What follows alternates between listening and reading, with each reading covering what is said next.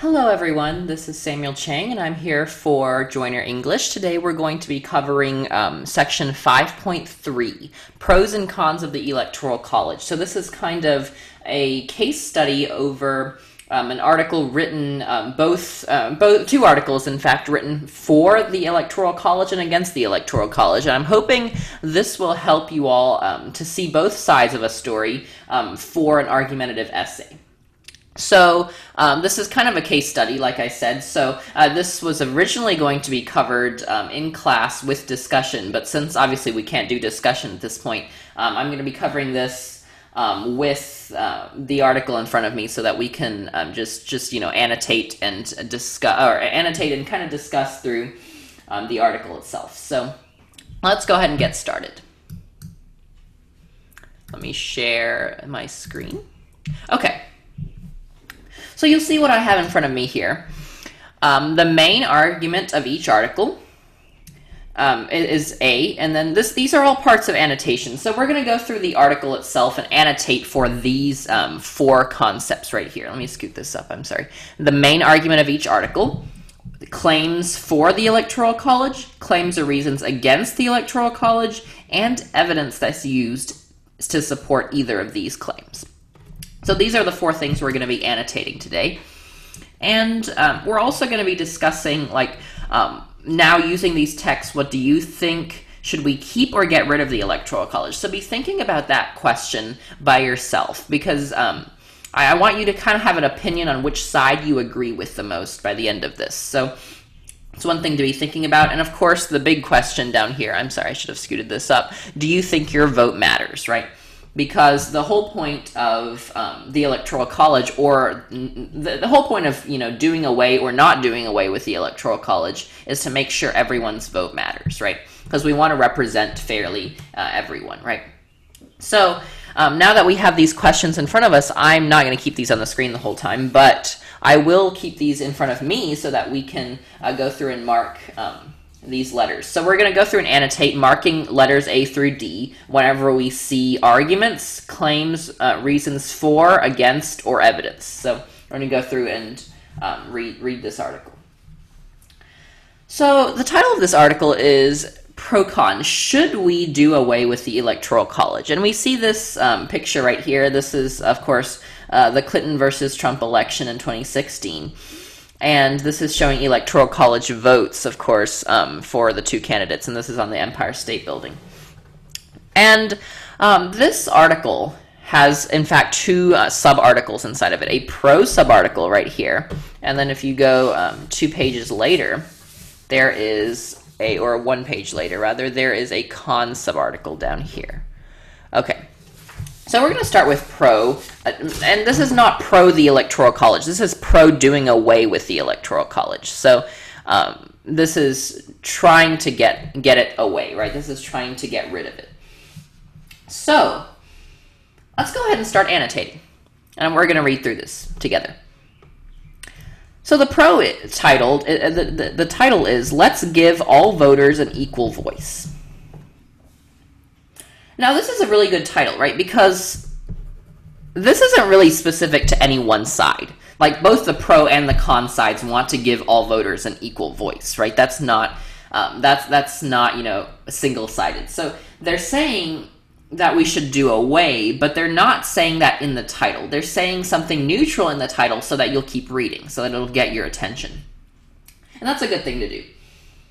So, and then the first sentence of this, they're not really giving a huge introduction of sorts. The first sentence of this is kind of just telling us the standpoint, right? This is kind of the thesis sentence. So I'm going to mark this as A, because A was what is the main argument of each article, right? Because this is definitely the main argument. The time has come to change or end the Electoral College system of selecting the U.S. president. Pretty simple. That's the thesis. And that answers the main argument question.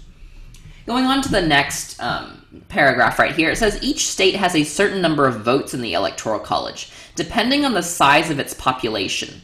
For example, Wyoming has 585,000 people, so it gets 3 votes. California has 39 million people, it gets 55 votes. The candidate who gets 270 electoral votes wins the presidency. In almost every state, a candidate who wins the majority, or 50.1% of the popular vote, is awarded 100% of its electoral votes, right?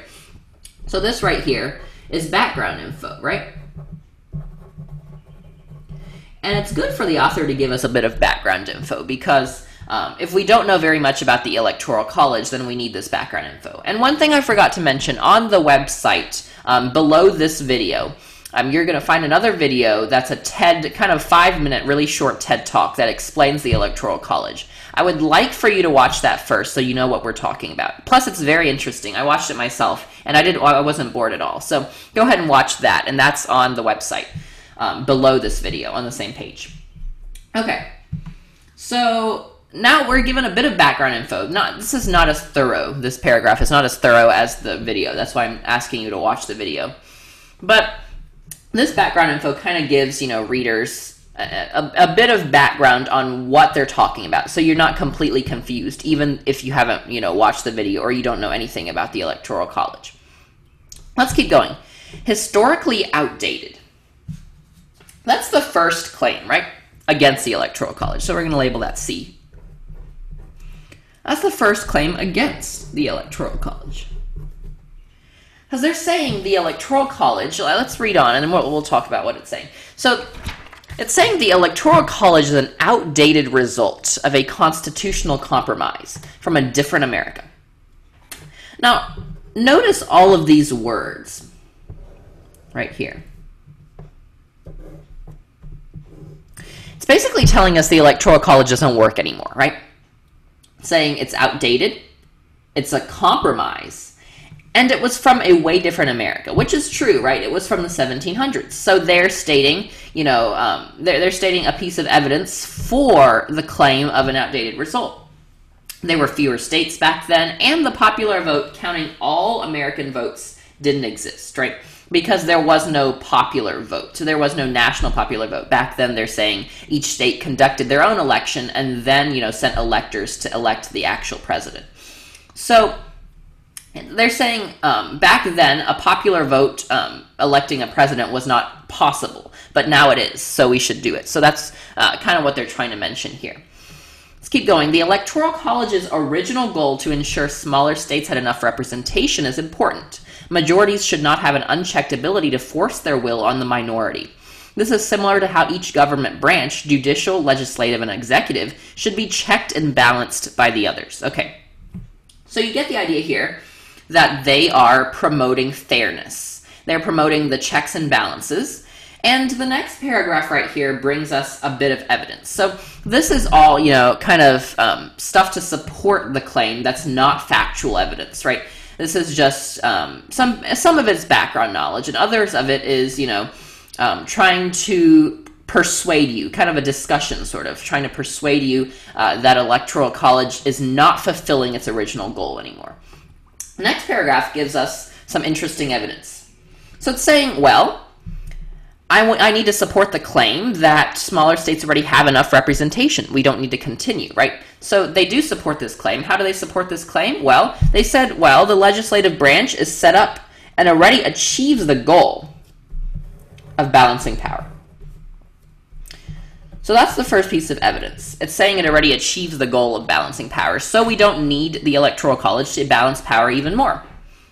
The U.S. Senate gives states equal representation with 2 senators each. And this is evidence from facts and assertions. So I'm going to mark that.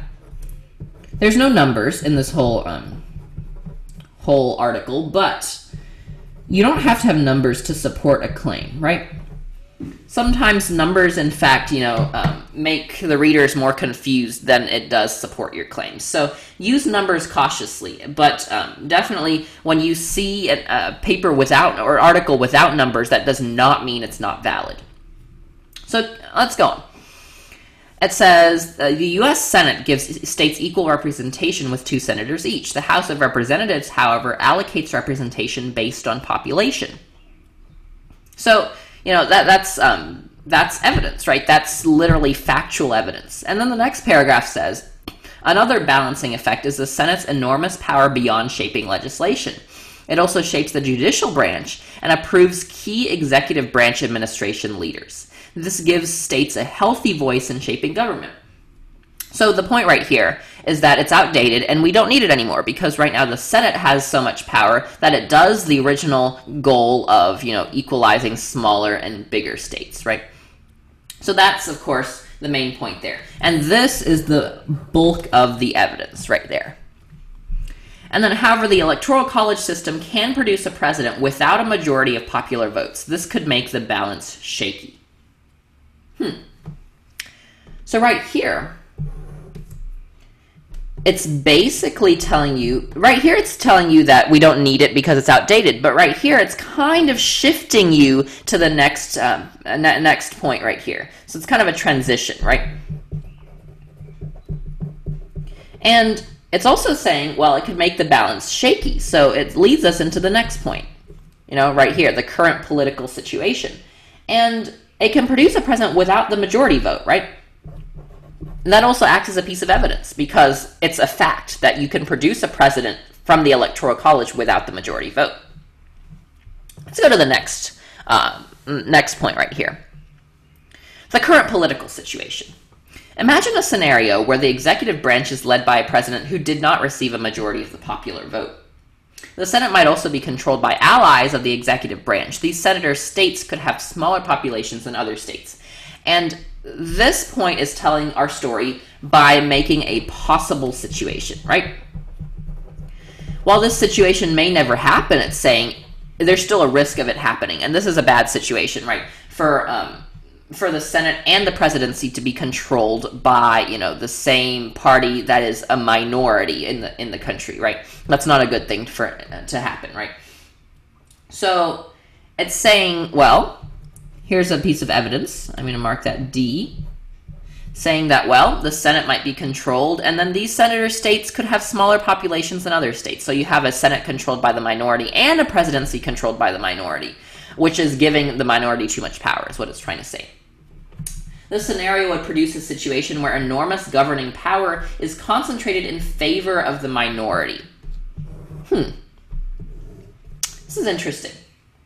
Concentrated in favor of the minority. So you have, the original goal, they're trying to say the original goal was that I'm supporting the majority without letting go of the minority.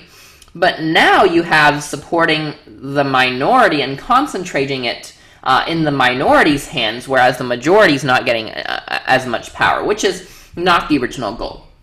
So you can see techniques. The reason we're doing this case study right here is for you to kind of see techniques that experienced writers, this is from Newsela, so a lot of experienced writers use to craft an effective argument. And a lot of these things are relating to the audience, and I've said relating to the audience a lot of times in the last video, but also like disproving and disproving certain assertions, and then of course introducing possible situations that could be bad, right? There are a lot of different techniques that you can only get from reading articles like this. Let's keep going.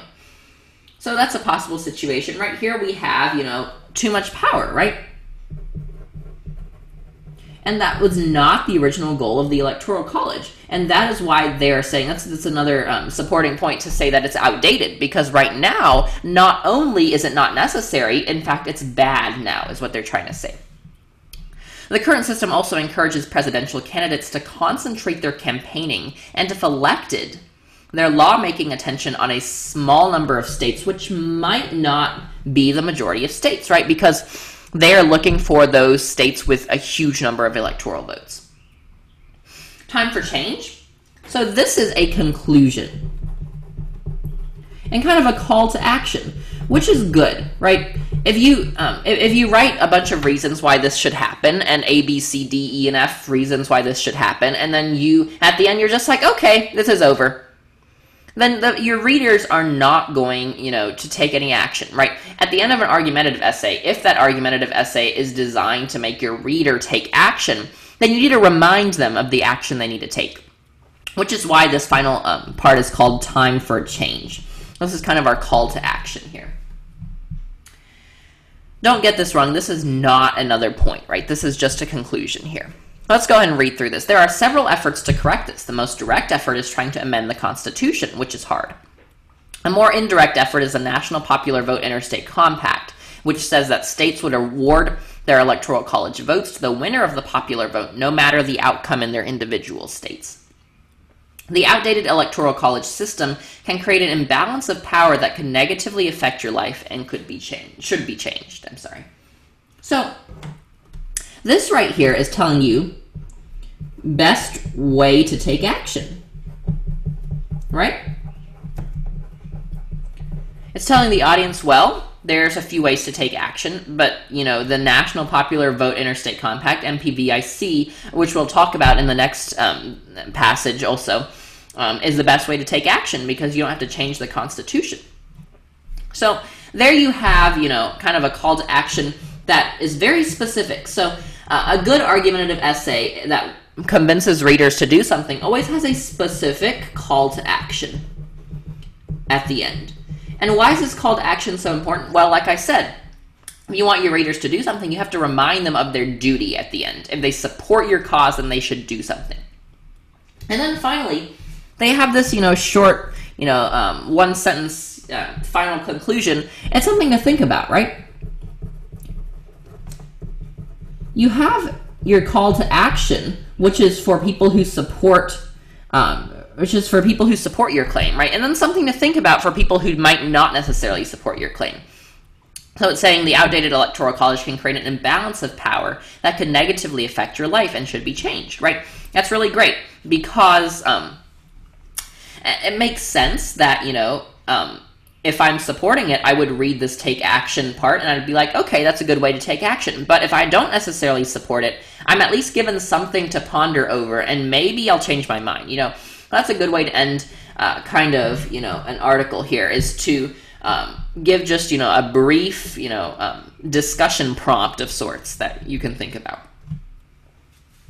Okay, so now we've annotated, let me bring us back to this right here. We've annotated for all of these, right? We've listed A, B, C, and D. And we have all of our reasons against the Electoral College. So I'm going to check that off, right? So start thinking about these bottom two questions. Does this make sense, this argument? Well, yeah, both sides make sense. And any good argumentative topic, like I said in section 5.1, both sides are going to make very good sense. And neither side's going to be a bad side, right? But so we've read one side of the text. Do you think we should keep or get rid of the Electoral College? Now, obviously, most of you would say we should get rid of it because we've only read one side. And then, of course, this final question is just something for you to ponder over. But before we get into too much detail over this, let's read the other article. The other article is, for the Electoral College. And it tells us some reasons, the benefits of keeping the Electoral College. So we're gonna keep annotating for all four of these points. Okay, let's get started. Con. Keep protecting our smaller states from bigger states. If you'll notice, this title is not very specific either. Remember when I said this title, the title of the pro speech, the pro article was, kind of neutral, right? Nobody really disagrees with it. Same thing with this one. Protecting smaller states from bigger states, well, nobody really disagrees with that, right? That's a good thing to do. And the past article, it says, well, smaller states are already protected. It doesn't say that smaller states don't need to be protected, right? So everyone agrees with this statement. That's another good title because it draws people in. Something that a lot of people agree with. Let's go ahead and get started reading this. Dallas, Texas again. The Electoral College is a critical institution created by the Constitution, ensuring a stable representative government. That's basically, they're beginning this article the same way as they began the con article, right? Or the pro article. Because this is literally, this is literally the topic. I'm going to label this A, right? And it's also the attention getter, right? Attention getter is this right here. However, it's under attack, right? It kind of gives an attitude of urgency. Ending or effectively removing the power of the Electoral College would fundamentally alter the country. This would be grievously wrong. This kind of restates our A point right here. It kind of restates our main argument. And then it says, let's start with the basics of our American system, which is unlike any other. States, not individuals, are the original source of power. Not individuals. So that's a kind of guiding you in the direction of their thought. Are the original source of power. 13 original states created the federal government. So this is kind of background info, right? Remember, these two articles are written very similarly. You have, the first two paragraphs kind of, as your main argument, and then you have the third paragraph as background info. It proceeds kind of the same way, but we kind of get more techniques on both sides. Okay, so constitutional protections. And, of course, this is a really good title for a section as well, so we label that B. B is some claims or reasons for the Electoral College. Okay, well, let's start looking for evidence. It says less populated states were understandably concerned that they would be overshadowed, okay? So they demanded protections within the Constitution. Giving every state 2 senators was one of those protections. The Electoral College was another. Whereas the original, the last essay against the Electoral College said 2 controls is too much, this one says 2 controls is good. Let's go on. Both compromises protected the minority against the tyranny of the majority. Okay, this is a quote. So we're going to label that as constitutional evidence, because that is from the Constitution, I believe. So that's D right there. The fear of tyranny is that the majority can do whatever it wants, regardless of how badly it might harm the minority. Because the states created the federal government, the Constitution gives the states, not individuals, the right to choose the president. The Electoral College helps ensure that every state matters. Okay. So this is, a discussion. Because we were given constitutional evidence, now we're given kind of a discussion. And it's good to discuss your evidence, because if you don't discuss your evidence, you might not, get the full benefit of using that evidence. You want to discuss the evidence because you want to explain how that evidence supports your claim. Right here you have, for example, California with 55 electoral votes has more people than the 21 smallest states combined. Yet those 21 states have a combined total of 92 electoral votes, or more than 1/3 of the total votes needed to win. So we see right here, this is D, statistical. So data. Excuse me. So this is evidence, statistical evidence right here. And why is this important? Well, it's supporting the claim that it protects smaller states, because it's saying California has more people than the 21 smallest states, but about maybe half the amount of electoral votes, so it protects the smaller states. Under a majority wins election, candidates would spend most of their time in the most populated states and cities. They'd rarely travel to rural areas with less people. So this kind of, another discussion right here. Discussion of this paragraph. The Electoral College vote has generally reflected the popular vote. Since 1900, there have only been 2 presidential elections, 2000 and 2016, in which the loser had more votes than the winner. Interesting. There's another statistical feature, right? Another statistical data source. So this is another piece of evidence right there. It's saying, well, it's generally reflected the popular vote, so there shouldn't be a problem. And it's supported statistically. There have been only 2 elections out of, hundreds of elections that, it hasn't supported, right? So they're statistical. And then you have this sentence right here that I don't particularly like, because it kind of takes away from the credibility of the whole passage. It says Democrats lost in both instances, which is why they want to change the system. This makes it seem like one side. This makes it seem like the author is on one side of, the political divide, and that is simply why they are arguing in one side, which is not right? A lot of times, if you're shown to be on one side of a political divide or a pre-installed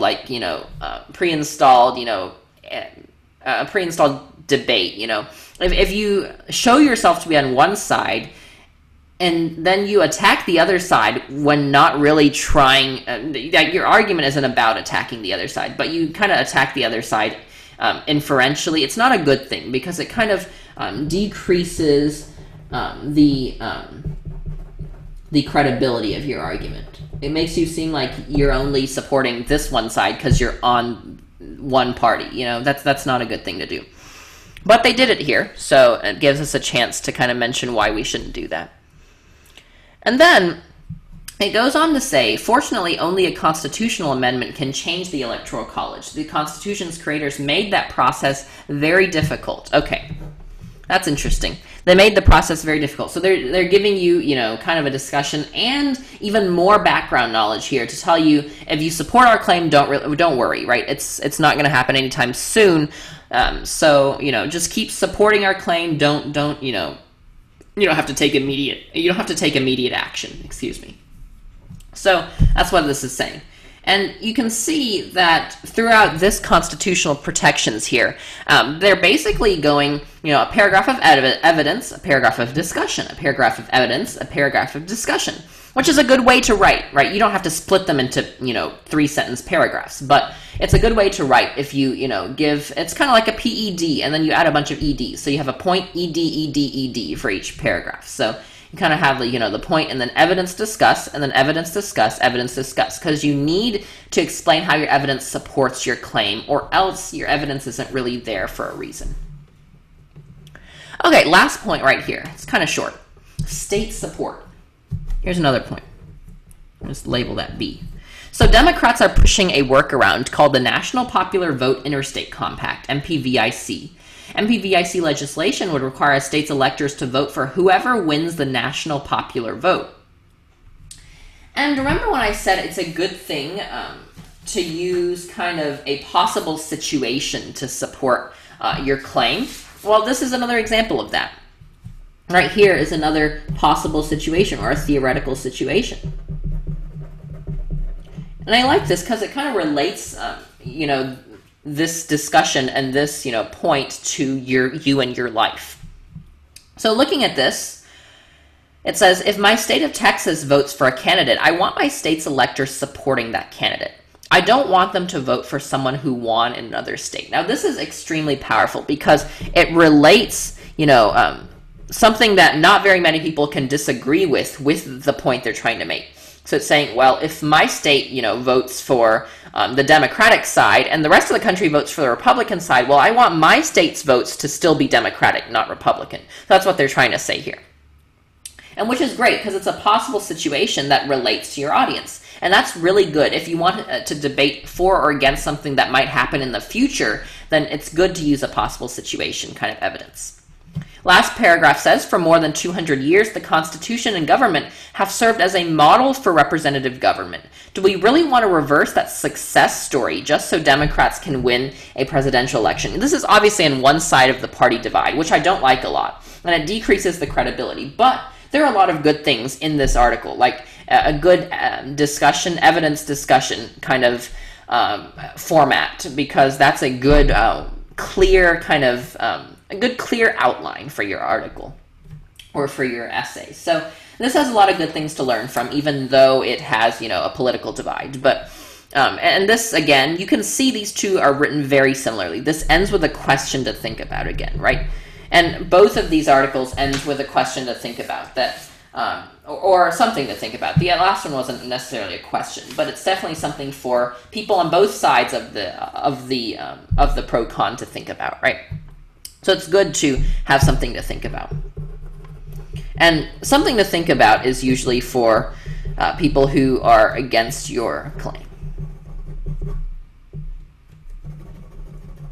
Sorry. I can't write. There we go. Something to think about. Sorry. I can't write when I'm speaking.